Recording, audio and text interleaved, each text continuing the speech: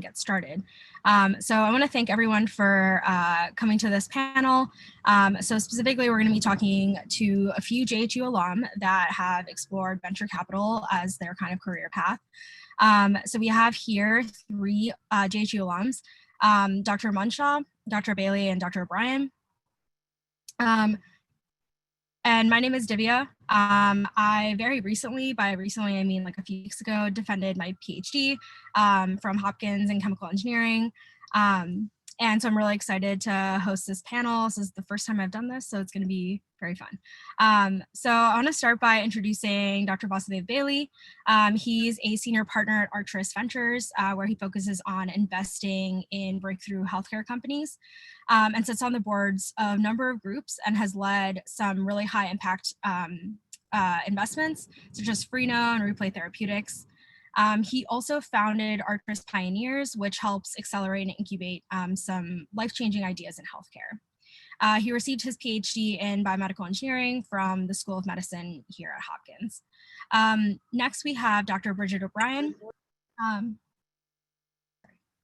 who currently is an investment director at PHutures in Australia and aims to invest in innovative emerging technologies to optimize and transform enterprises, operations, and human experience. And from the website, it seems from more like an environmental perspective, which I'm really curious. If everyone could mute, that would be really wonderful. Thanks. And she received her PhD and did a postdoc here at Hopkins in material science and engineering. And finally, Dr. Sabrina Munshaw. She's the senior lecturer here at Carey Business School, as well as a general partner at TCP Ventures. And she's heavily involved in the entrepreneurial ecosystem here in Baltimore, where she advises local tech, biotech, and medtech startups.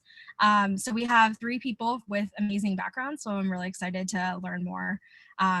In terms of the audience, I have questions that I kind of wanted to start with, but if you guys have more questions, please feel free to list them in the chat box, and I'll try to incorporate them as the conversation goes on. I'll try to leave a little bit of time at the end to see if there's any questions we haven't answered. So I actually wanted to start with Dr. Bailey.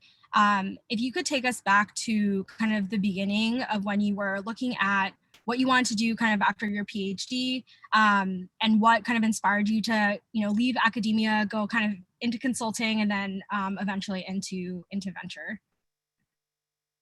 It's 15 minutes now of his tone. Oh, I thought someone else was saying something. But yeah, first of all, thank you for having me. It's always exciting for me to come back and talk to people who are considering what to do next. And there are options besides academia. Not that there's anything wrong with pursuing a life in academia, it's great, but there are other things that we can do as well. And for me, I always knew that I would not live my life in academia. I wanted to think about having an impact in the world of healthcare beyond just a project. And I liked the idea of being involved in multiple things at the same time. I started my first company when I was 17 in the health and fitness space. And at Hopkins too, I was trying to think about how to commercialize my PhD work, which was in early cancer detection. And it was really fun when Hopkins at that point had a very nascent tech transfer office. And we were trying to figure out, how do you raise money? What do you do? And if you were to think about a company in the private space that resembles my PhD work, it would be Freenome that I'm an investor in. And the idea is that cancer is complicated, multi-omics is required to truly detect cancer early, and that is why I'm excited to have supported them. But for me, when I was finishing up my PhD, I already knew that I was not going to stay there, so I did not apply for any positions in academia or any postdocs. I knew that it would either be in banking or consulting. And I took the first offer I had, which was at McKinsey & Company. And I have really enjoyed my experience, because what McKinsey does for PhDs is they take you to different parts of the world when you're able to travel, either in Austria, Singapore, or Connecticut, or Florida, and then they have what is called mini MBA. And they bring in faculty from some of the best business schools across the world to come and teach you a really crash course in Business 101, which is quite valuable. And then on-the-job training in McKinsey is also quite useful. After that, I started and created the world's largest network of CEOs. I created a two-sided marketplace. Instead of hiring smart people from Hopkins to be consultants, my consultants were retired CEOs from Fortune 500 companies. And my client was CEOs of Fortune 500 companies. And the idea was, let's actually have conversations to learn. Because you think about the best learning, a panel like this, a one-on-one coffee you'd have with a friend. If you're trying to go out to get, what do you do after PhD? How often would you want a consulting company to make you a deck to tell you what to do with your life? And that's what we wanted to do with our business. We said, let's have conversations and let's do them at scale.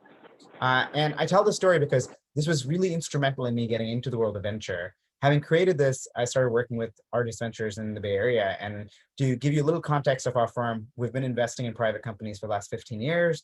We've invested, for instance, if you are familiar with YouTube, we led the Series B.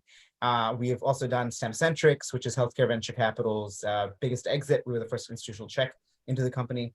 And we like these breakthrough ideas, and we like dreamers who have these bold visions, and we like to support them with capital and help them build these businesses.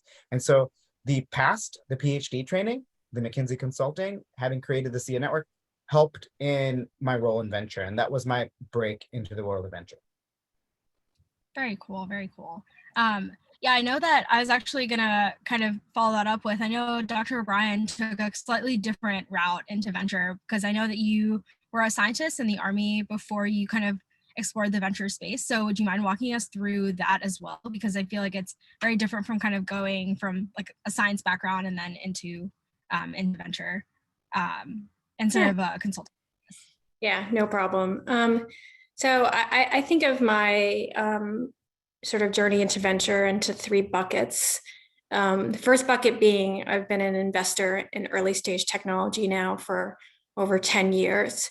So you're correct. I started my career in the government, managing large science and technology contracts and giving away money essentially through different sort of contract vehicles to help support the science and technology needs of the US government. I transitioned from the Army to an organization called In-Q-Tel. So In-Q-Tel is probably more infamously known as the CIA's venture capital firm.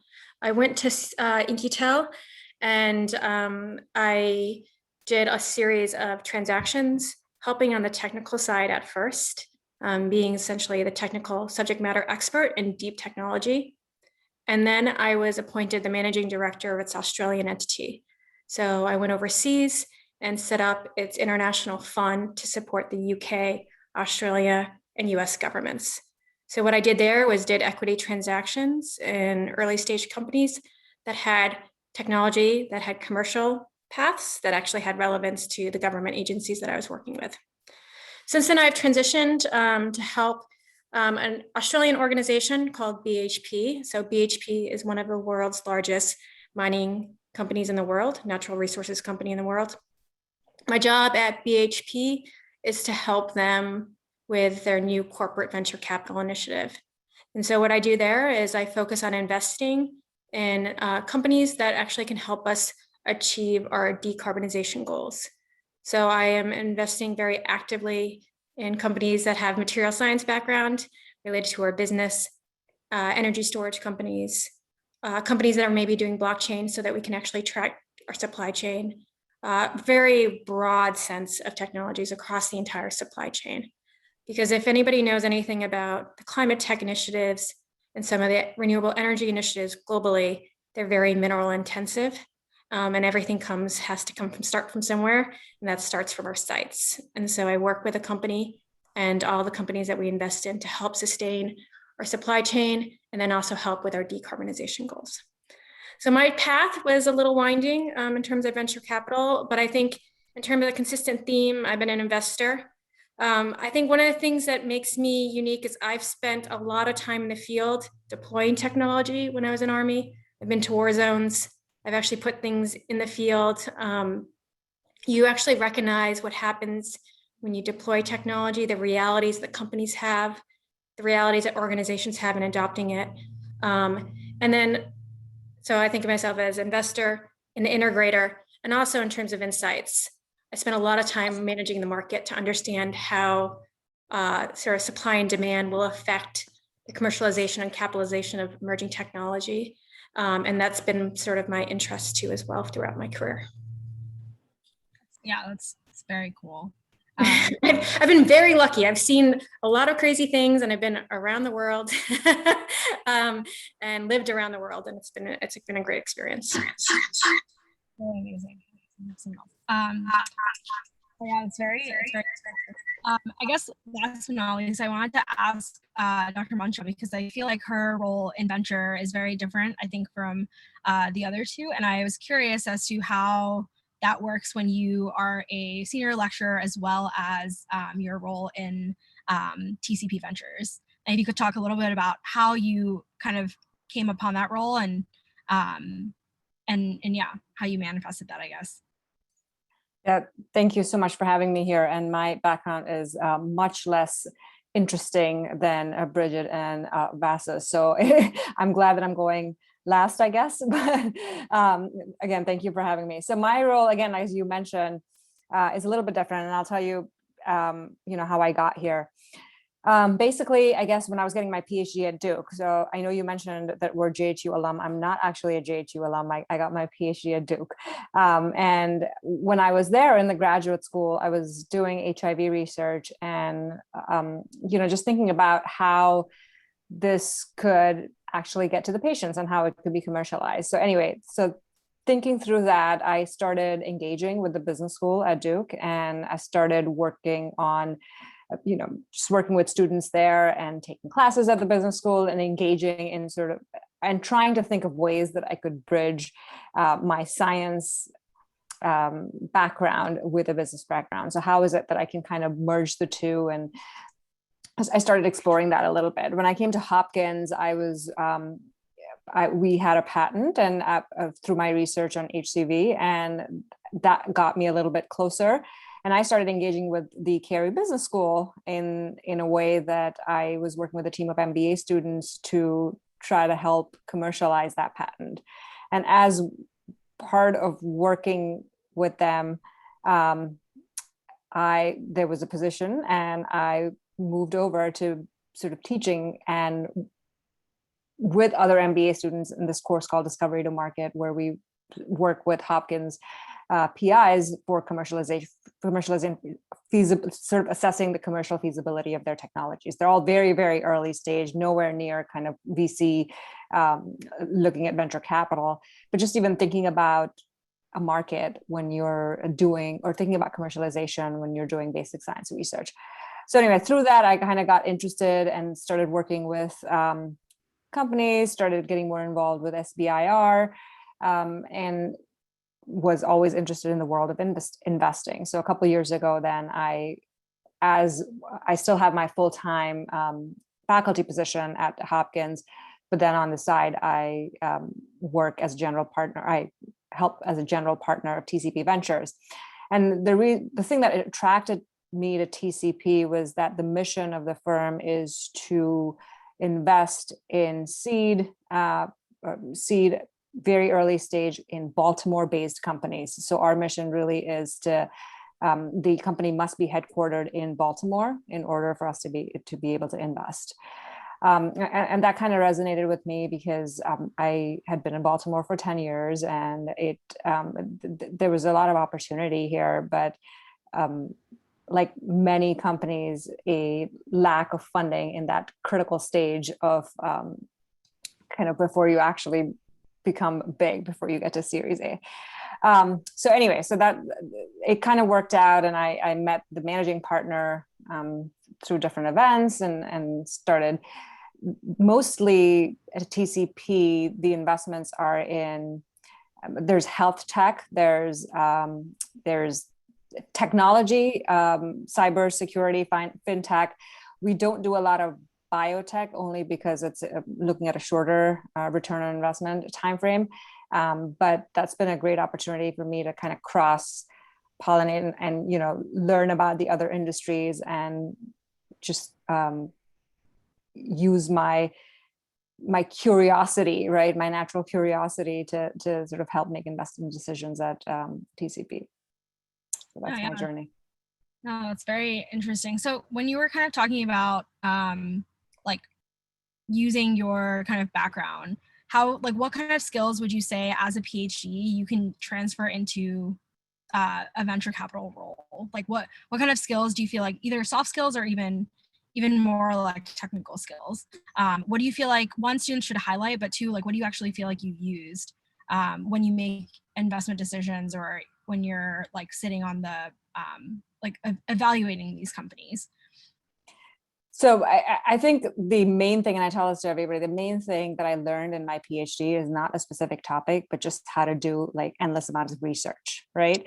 And so that has kind of helped me, and the next question to ask and where to look, right? And use the right keywords, even in a Google search. You won't believe how many people don't know how to do that, right? So those are some of the skills that I've learned in just kind of looking for things and developing, being on my own, kind of in this ambiguous research world of where do I go next? Now I'm stuck, and so anyway, so I think those, and you learn more of that than you realize while you're in it. And so when you kind of pass it, those are some of those skills I've applied, is just being able to ask the right questions and find the answers to those questions. So that's what I would say. No, yeah, I think that's the biggest thing for me too. And when I defended, they were like, yeah, you got a PhD, but you also like learned how to like ask a question and then figure out what are the steps you need to do to answer that question. So I was like, I guess that's true. Exactly. Yeah. I wanted to go back to Dr. Bailey and have him, and if you could walk through kind of like, what is a typical week for you in terms of like, how many companies come to you, how many do you see, and then kind of like, how does that process look like? And also, what does a typical week look like in your role? A typical week it's never the same. Every week is very, very different. And part of what I like about the role is that it isn't one, which is it's not a 9-to-5 job. I think with venture capital, it's kind of like your PhD. You can give it as much love as you want, and what you get out of it is how much love you give it. And I love what I do. So I'm usually always connected, and I'm genuinely curious about things. You think about just what Supriya said as well, the PhD skill set, I think for me is one of the things, network. Like I do invest in PhDs starting companies. I always ask this question, which is, you think about the world in healthcare, and that's the space I invest in. I invest at the intersection of technology and medicine. And you look at all these companies, and you always are trying to bring someone who's a suit, someone with a financial background to come run these companies. And I think it's silly, because you'd never take a Bank of America and put a geneticist to run a Bank of America, and yet for healthcare companies, you're trying to get non-PhDs. So I'll just start by saying I'm super passionate in empowering PhDs to run their own companies. And I think it can be done really well. So with that, my week is spent in, about a third of the time is in trying to find the next best companies that we can actually invest in. Another third of the time is spent in companies we're already invested in and helping those founders be differentiated and succeed. And the other third of the time is still very people oriented. It could be investors who invested in our fund, in trying to work to ensure that we tell them how the fund is performing. It could be talking to new people who could be interested in the fund later, or it could just be meeting interesting other venture managers, other people in the ecosystem, faculty at Hopkins. It doesn't matter, because great ideas can come from all sorts of places, and you can't ever shut that out. This job itself it works well with my inability to be in a lab pipetting for 7 hours a day, which is really great, like, because I like the idea of just having a whole bunch of different things that I can put in. And so a typical day is like, usually, let's talk about pre-pandemic world. There's a lot of getting to know people and spending time with people and building trust, especially when you're working with scientists. People have been burnt in the past of working their entire life on a PhD project and having someone just take it away from them and not giving them the much deserved credit, attribution, which is their life and project. And so it is about helping. And oftentimes I'm involved in so many companies that I've never invested in. I'll never likely invest in them, but I still want to see great science come to life. So on any given time, whether it's me or my team, we're about empowering people, help bring their ideas. Because the one thing about healthcare investing compared to tech investing, which I think some of you may do a little bit of tech, the beautiful part about healthcare investing is you even are cheering on to your competitors to succeed. Because if someone does win, someone's life does get better. So unlike tech, maybe it's slightly more hyper competitive. In healthcare, we try to be pretty collaborative. So I don't really see other funds as my competitors as much as hopefully I'm a collaborator in the future. But yeah, that's a typical day, and it's great for people, like at least for what I do. I overemphasize on being social, so it's there's definitely a lot of wine, which is not great for the waistline. It is a lot of travel because I like to go to places outside of the valley to find companies, because there are great companies in North Carolina. We invested in a company out of UNC and Duke, right? Like, it's great stuff there. And Raleigh Durham gets missed out. Baltimore, like, helped spin things out of like Baltimore. And I think that's the other part of venture, is our responsibility of finding great ideas, US, ex-US. We're seeing things in the UK and ETH Zurich. And so that's another part of where we try and get to meet great scientists and people across the world. No, yeah, that's really cool. I think that's one of the things that I really think that's so different from being in academia, is just like the people aspect of things. Like in academia, you're so, like, at least in like a PhD, you're so isolated. You're kind of like in your own zone. You're like looking at one thing. Whereas I feel like in venture, you get to like explore just like a really broad variety of different companies, different ideas, as opposed to like being a very like kind of, this is my project, this is what I'll focus on. So that part is really cool. Yeah, the one thing I will say though, I did love my PhD. If I do my PhD all over again, I totally would do it. And I don't think my PhD in particular was isolating. I actually had good fun. I had a lot of projects. And the great thing about working at Hopkins PhD is there are a lot of eager undergrads who want to get credit in first author papers and things. So I sort of made fun. I had like maybe 14 undergrads working with me, and we had multiple projects. And I didn't mind if they wanted to be first co-author. Hey, be first author even, because it's not about that. Like if I can help you in your career, that's great, but let's actually make it fun. And so I did work on multiple projects even during my PhD. So I will say, like, sometimes even the PhD world, like, I just didn't want, like, in academia, I didn't want to write grants. I think it's where do you want to focus? What is different about my world is I'm not going to be sitting internally and writing and explaining why this should be funded, as opposed to I didn't want the hard work and responsibility of writing all that to get the funding to move forward, and the politics of a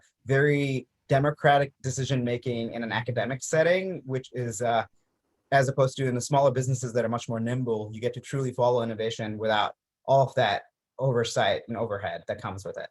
So no dings to people who have gone on to it. It's just something which I was not passionate in fighting.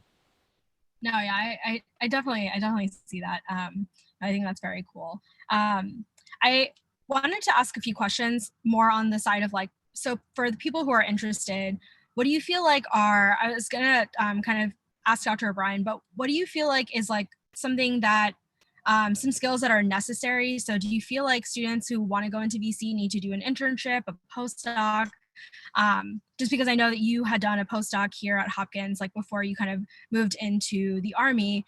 So do you feel like students who want to explore venture need any of those like other skills other than the PhD itself to kind of stand out or even be qualified to enter that VC space? Yeah, I mean, I don't think there's any right path to venture capital. So there are lots of different paths to venture capital. I think there's a lot of different blogs out there that can give you different perspectives, and everybody has their own perspective of what works and what doesn't work and how you actually get involved. There's lots of different routes.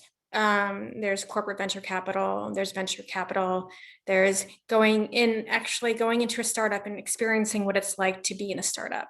So that experience is very unique. I mean, when I talk about my experience in Australia, I was taking out the trash in addition to running the company. And I think that is something that you have to be humble, and you have to be creative, and you have to have resiliency, and you have to be a go-getter. And you have to reflect that, because that's what your startups are going to reflect. And as a VC, if you're giving away money, you should make sure that you have the same values that you're going to see in attributes you're going to see in your startup. So I am a big advocate of sort of understanding those sort of key traits in people, even when I bring them on my team. So people who come onto my team, I will ask a lot of questions about resiliency, creativity, and ability to prioritize. So one of the things you'll have to do in venture capital, I get about 25 companies a day to me. And so I have a huge pipeline, and you have to sort that fast, and you have to be able to connect dots, and you're going to have to be able to figure out, what's bullshit and what's not, because there's a lot out there. And so you have to ask the right questions, and be able to analyze things fast. So that's at least my deal flow. My deal flow is very high. And so I have to be able to screen very quickly and prioritize and manage the teams that are doing the diligence for me. So from a skills perspective, though, I would say from Hopkins, I was in Dr. Searson's group. I think he taught me very well a couple of key things. One is, the more, even though I told him every time, no, I didn't want to present, the more you present, the better you'll be at this job. So I present to secretaries of defenses in my job. I've done to directors of CIA. I've done to members of Congress, to prime ministers. If you don't feel comfortable and be able to talk about technology in a way that's approachable, you're not going to get anywhere, and you're not going to get people on your side. The other thing Dr. Searson taught me is the ability to write. I can write succinctly and I can write well. And that's something that Dr. Searson taught me. So I have to write investment memos. I have to be able to promote my companies internally. I actually promote my companies externally and help them with their materials.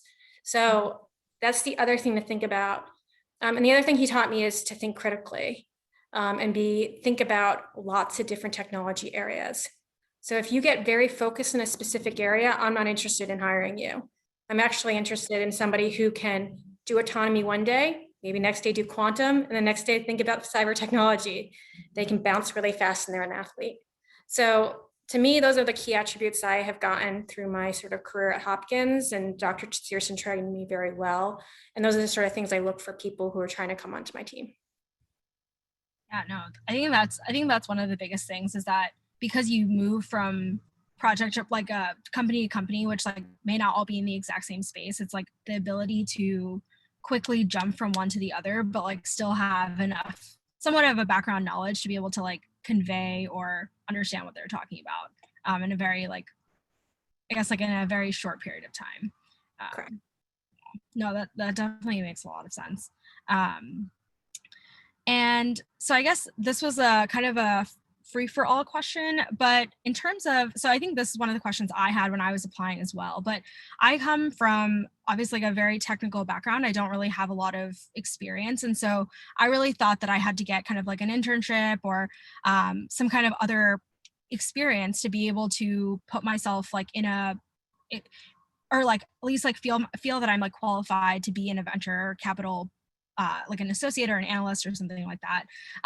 And I think that like I did end up doing an internship, and I thought that was really helpful. But do you feel like an internship is necessary? It's kind of a free for all question, but do you feel like an internship or some kind of other experience, whether it's in a startup or something like that, is kind of necessary to be able to be successful in a venture capital position, especially also to like then move up in the ranks and go from kind of like an associate to like a general partner or higher level?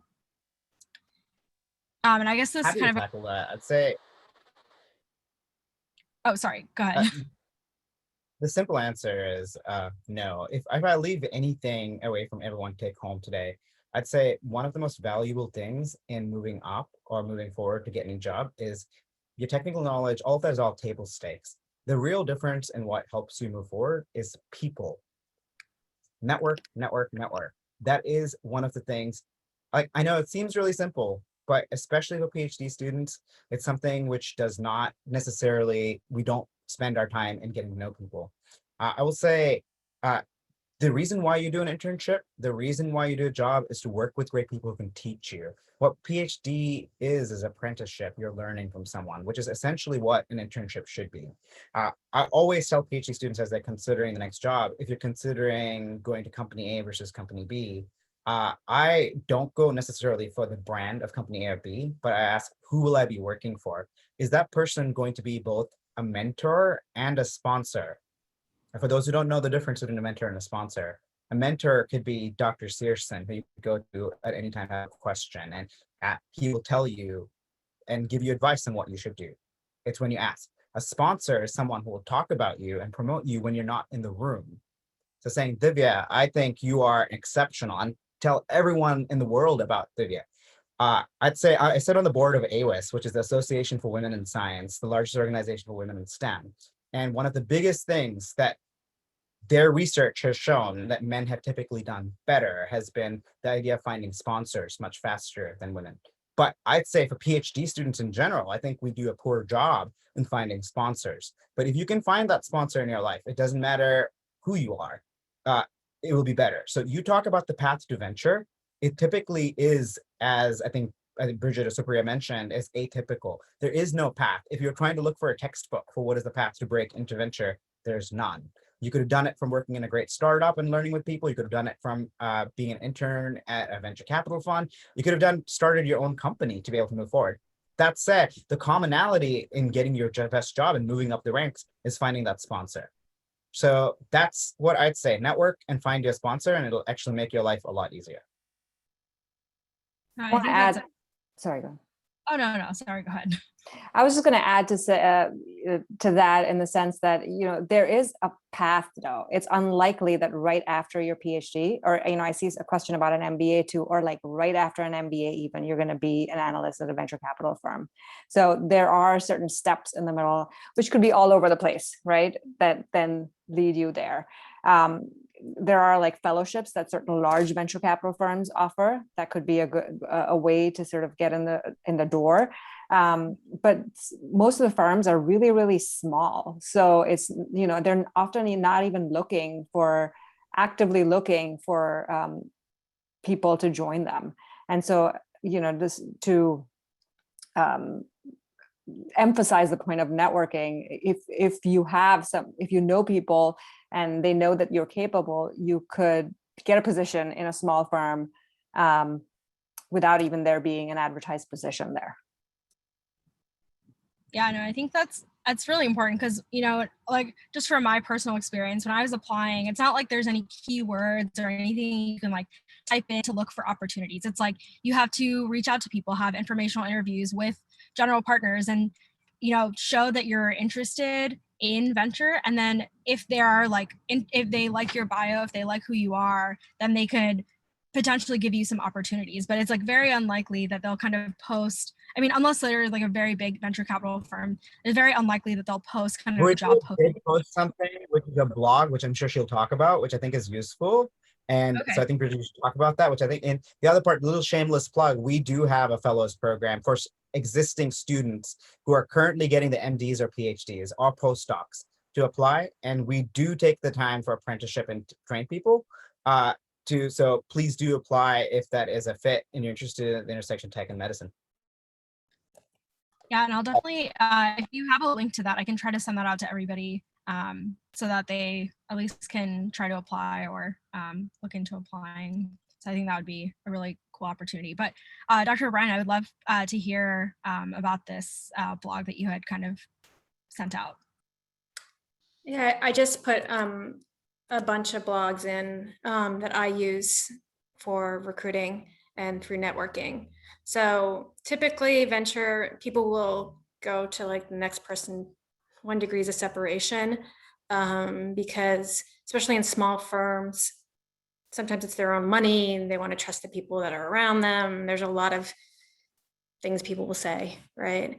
I think for us, I'm a big advocate of making sure that you spread your net wide and you will find the best talent.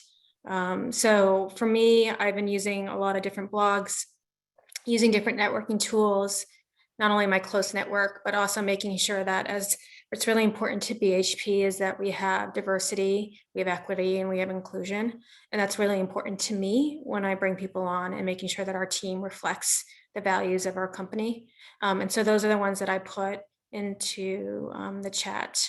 So, and to answer your question, I will say that all of you are at an advantage. You can learn venture capital. Not everybody can learn science. Not everybody, I mean, I can say people when, right? You can encourage people to, but like you will have a PhD and you will have a unique skill set that other people don't have in venture capital. Venture capital is not hard. It really isn't. Especially as you're doing a lot of deals, it's about recognizing patterns. So I would really encourage you to look at venture deals, understanding Bradfeld, doing maybe one of Bradfeld's sessions one summer or one winter. He does them all the time. I think they're great. Gives people insight into venture capital. I encourage you to look at things like Venture Forward or National Venture Capital Association. There are a lot of things out there that you can be engaged with and get involved and get exposure. That's very helpful. I think I did, yeah, I definitely taken a look at a couple of these blogs, and I do think they're pretty helpful. So I love that you posted that. So thank you for that. This is also kind of this is more for, I guess, like for everybody, I guess, but I wanted to hear from Dr. Bailey to see if you could talk about kind of what parts of the job are kind of the most rewarding, but also like, what do you feel like are the biggest challenges when in terms of looking at companies and trying to evaluate, I guess, quickly, like what companies you are interested in exploring a little bit more, doing like more due diligence, and then what are some I guess also challenges for that as well? Because we're investing in areas that have not had prior regulatory path and commercial success, it's a very different way of trying to diligence synthetic biology companies about genetic circuits, AI applied in medicine. These have not had traditional or typical paths. So for us, it is about understanding and straddling the world of regulatory meets commercial meets technical risk. So some part of how we do it is we continue to talk to the experts in each of these individual areas as we quickly diligence these new ideas. I'd say table stakes for investing in these companies is the founders have to be able to tell the story. I think Supriya and Bridget both mentioned that aspect of like in different ways of storytelling, which I think is the technical aspect of getting a PhD is great. But how do you really succinctly talk about your way? You should be able to have a pitch that is a technical pitch and a non-technical pitch, depending on who the audience is, and be able to quickly switch. But the founders have to be able to tell the story and raise capital. The second part is they have to be able to have some moat for the technology and IP. So that product has to have a market fit and a total addressable market, which makes sense. And then third, from that, we need to understand what are the milestones they can hit for a certain raise. Sometimes you see founders coming out of Hopkins and say, we want to raise $3 million or $10 million. Okay, what will you do with the money and how will you use the funds? And will you generate value inflections from that money that you have raised? And is that the right raise? Is it not? I want them to have a business plan of sorts to justify how they're going to move forward. And then fourth is, what is the network of people they're bringing? You can't build companies alone. You have to have followership and people who want to do it with you. So we want to be able to see that. And that's table stakes to be able to get us interested in evaluating the companies. We also have, like, in terms of deal flow, hundreds of companies come in every month and we don't have, so things have to stand out. So I always say the way you should think about it is think of it as you're shooting a commercial, and the commercial you're shooting is a minute of your own life and you're talking about who you are. At the end of the day, we can't all just be Hopkins PhD students, but what is it that you're going to say about yourself or your technology that's going to stand out? And can you grab our attention in that minute of saying how this is going to be game changing and why what you have found and invented is that one thing that everyone should be paying attention to? So in that 1 minute ad, as you're shooting it, think about like a talk track to be able to sell yourself or sell the technology. And that becomes an important part of how we deep dive. We do spend a lot of time in changing things up. It's okay if you don't have all the answers. The reason why you come to us in the world of institutional capital is we've seen patterns. We've matched these patterns and we can help you with it. We can help connect you to the right people. So sometimes humility goes a long way too, as you come and work, at least for our firm. Sometimes people like egos and that's what they're after. But for us, we like to work to see that we can have a long relationship with people. No, yeah, it's definitely makes sense. And one of the questions that someone had was, have you seen or happen to know of any PIs already established in the field of academia trying out the VC as like a side path? So I guess, I don't know if Dr. Mantra has any experience with this, given that she has like kind of a little bit of both academia and venture. I can't think of any off the top of my head, but I know a lot of PIs from Hopkins have their, at least, and other universities have their own startups, right? And that might not be a long-term once they exit that startup, they might think about sort of investment as their next step. I don't know anyone on top of my head, but I don't.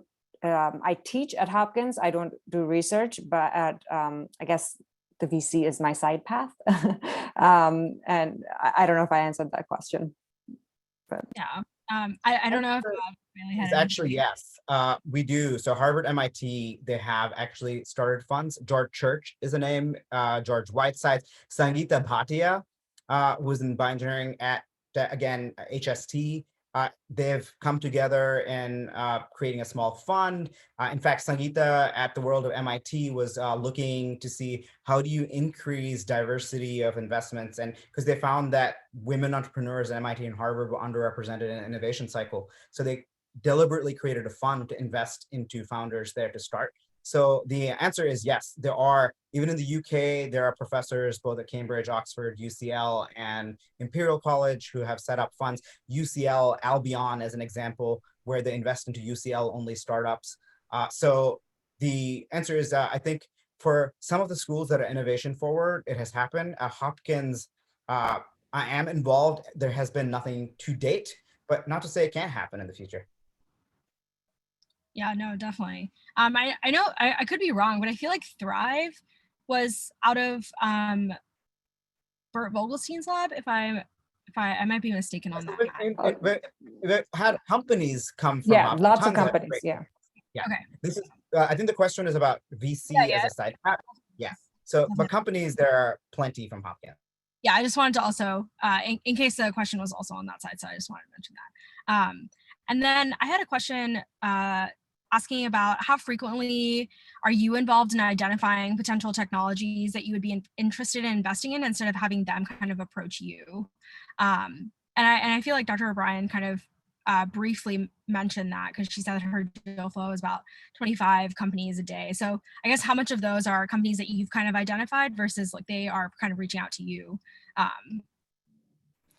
All the above. So, I because of my deal flow, we usually do just a syndicate investor sort of approach for a lot of things in terms of where I'll spend most of my time, where referrals from other investors or warm intros from people. So those are usually the things I start with. I spend a lot of time with other investors talking about pipeline deals in their portfolio, what's interesting to me, what's interesting to them, what's in line with my strategy. And then there's things that I will see things, of course, venture capital there's that first mover advantage. I'm not in a sort of fancy VC and I don't really care about that. For me, I'm really investing on mission impact and strategy and making sure that we meet our decarbonization goals.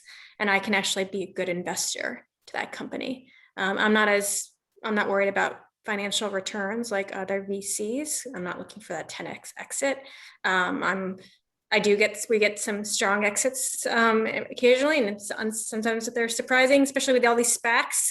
But I think that's not really for me. Right? I'm focused on corporate venture capital because I'm mission oriented and I love watching science and technology go into practice. That's just my favorite part of the job.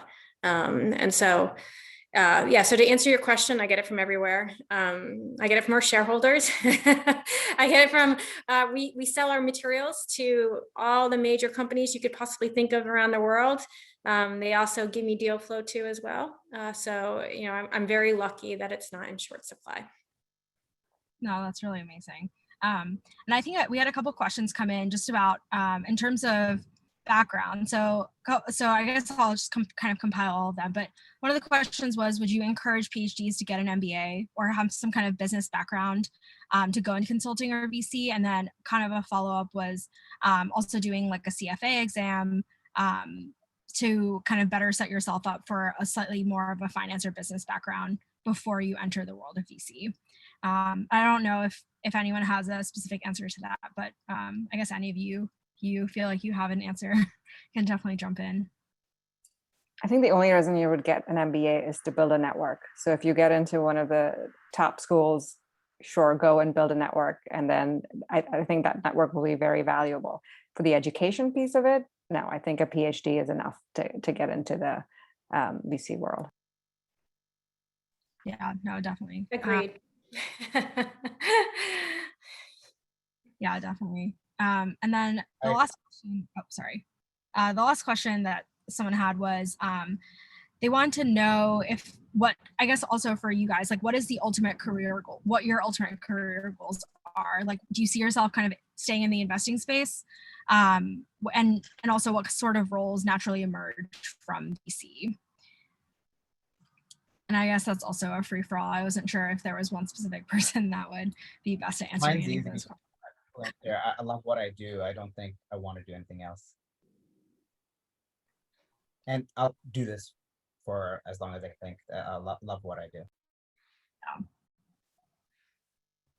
And I guess then- I'm a little bit different there in the sense that my ultimate career goals are not necessarily within the venture capital space. They are within academia, but I do love my role in investing. So I do want to keep doing that alongside my goals in academia.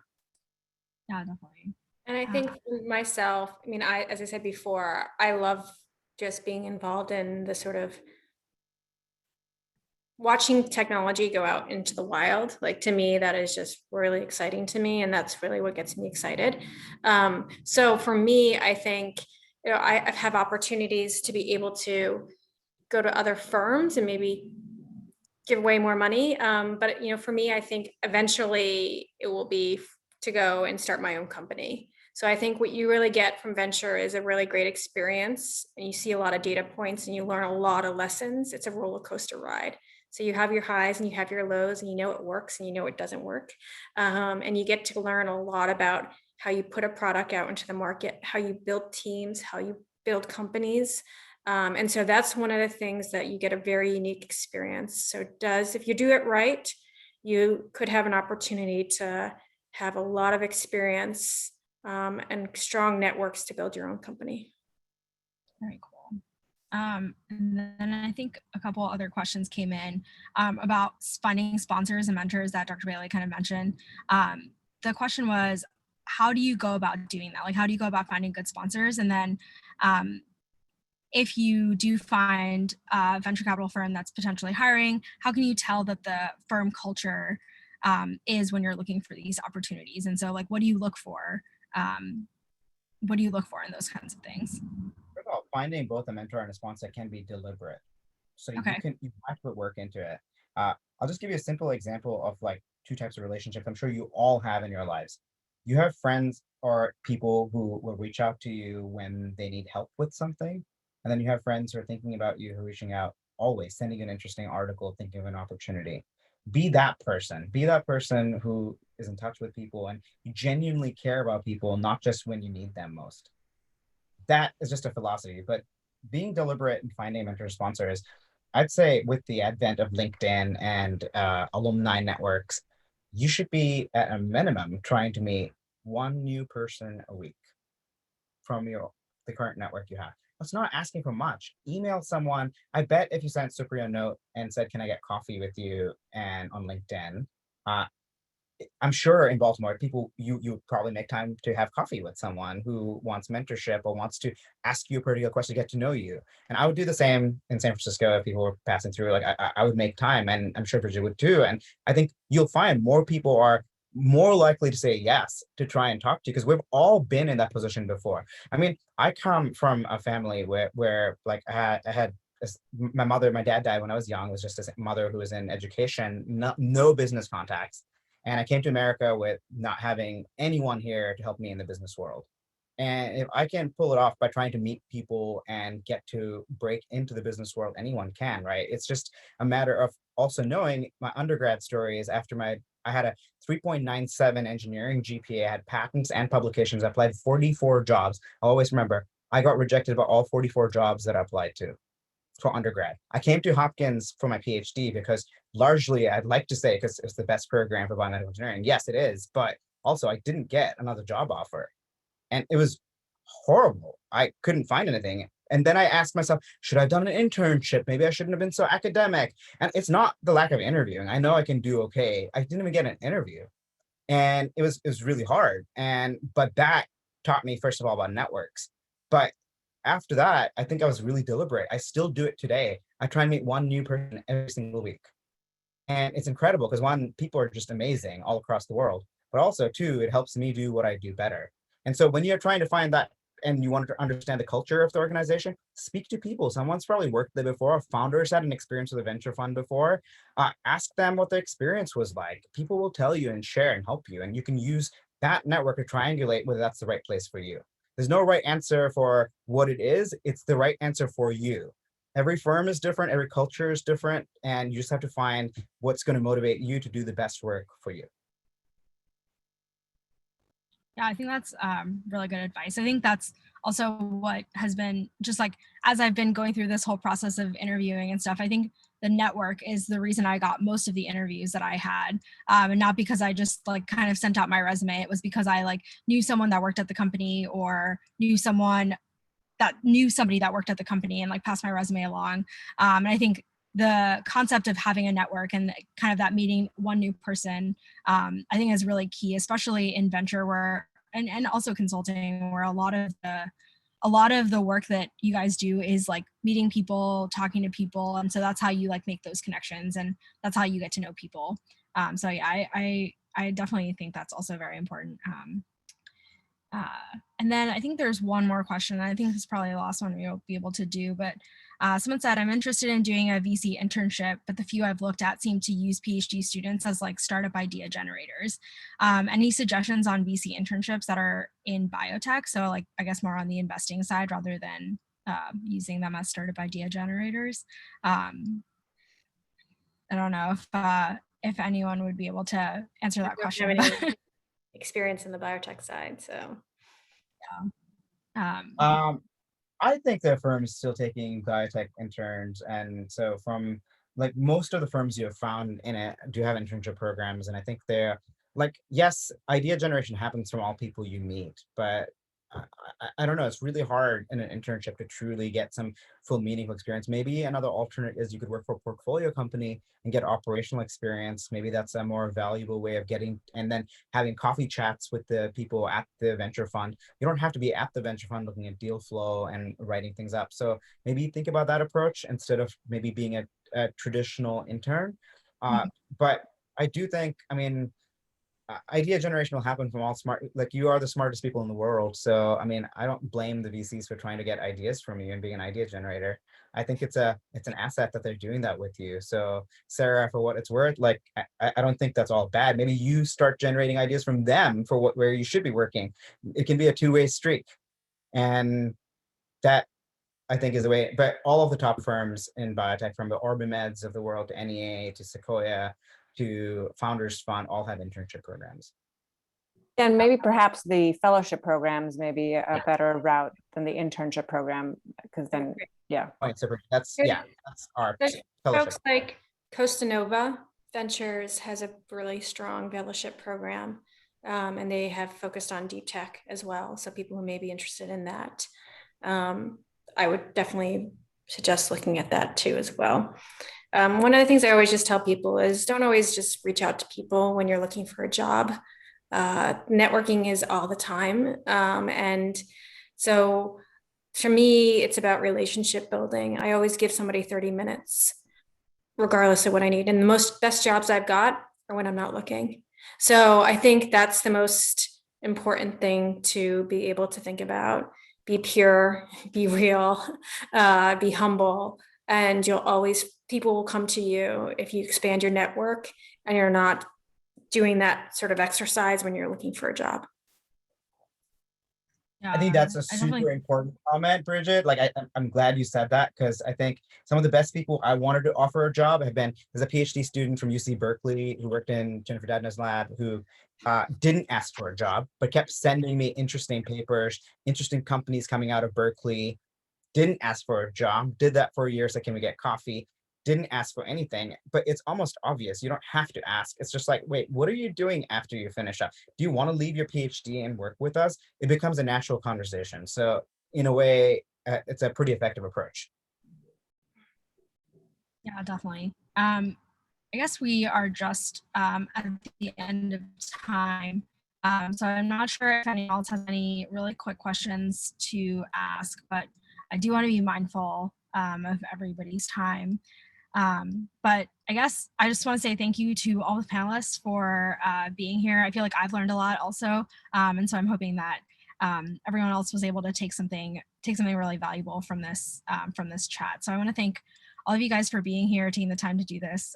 It's really, really helpful. And I love that all of you have focused so much on mentorship and the idea of, speaking to people and helping them from kind of the beginning. And I think that's really kind of inspiring to me as well. So I just want to say thank you. Thank you very much for all of your insights and all of your help. So thanks, Divya. with that, Appreciate it. thank you so much. Thank you. Yeah, I guess with that, I'm just gonna go ahead and end the call, and we'll be sharing some of the links that Bridget posted in the chat to everyone that registered, which will be really, really helpful to anyone that wants to explore VC. So thank you so much. All right, take care. Thank you. Bye.